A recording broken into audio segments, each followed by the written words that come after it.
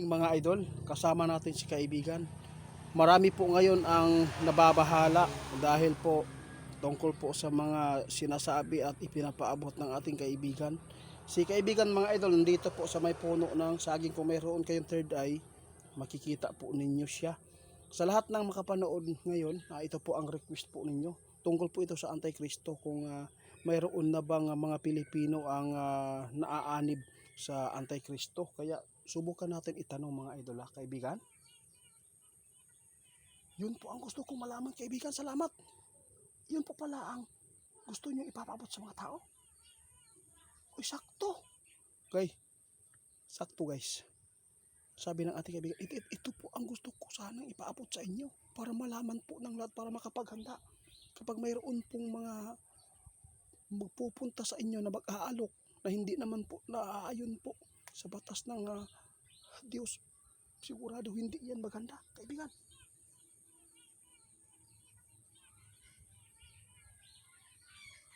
Nako, guys, ito na. Yung nagpaabot sa amin mga idol, masilan po ito. Nakakalungkot, marami ng mga Pilipino ang naanib sa Antikristo. Hindi mga ordinaryong tao, mga mayayaman. Kaibigan, pwede bang malaman, kaibigan, kung sino po sila? Nako.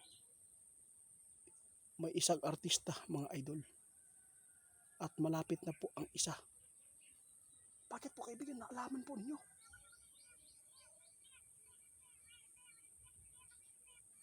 Pwede bang malaman kung sino po yung artista na sinasabi ninyo? Diyos ko eh. Mga idol, mayroon na daw na anib. Hindi masabi ng ating kaibigan. Hindi magandang sabihin dito. Kaya sa lahat ng makapanood sa amin, yung nagpaabot sa amin, kung mayroon na bang umanib, meron na. May artista pa. Marami na mga idol.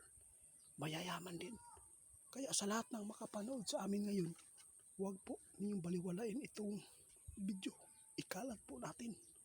Dahil malalaman po ninyo kung sino ang mga tao itong umanib sa Antikristo. Ito po ang sinabi ng ating kaibigan. Ngayon mga idol, matutuklasan po yan. Dahil mayroon pong mga hinahawak-hawakan ngayon ang mga leader ng Antikristo na papers. Kaibigan.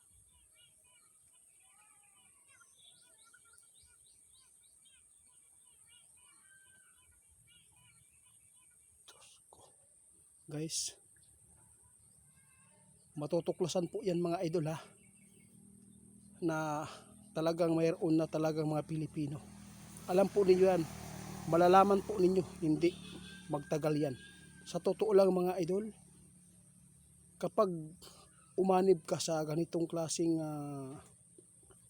grupo tulad ng Antikristo ngayon, ay mayroon talagang mga papers na hinahawak-hawakan ang mga leader kung ito po ang kanilang mga miyembro.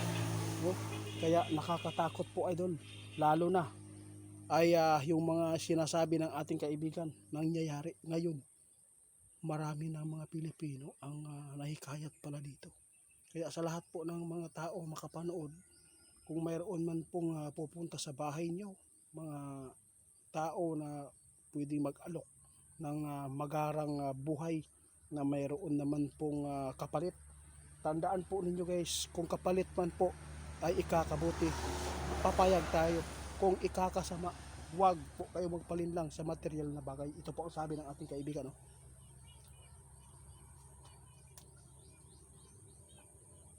Grabe. Sabi ng ating kaibigan ngayon mga idol, pati si Trump at iba pang mga bilyonaryong tao sa ibang bansa na hindi ako makapaniwala. Diri pa sa tuwa luhod na.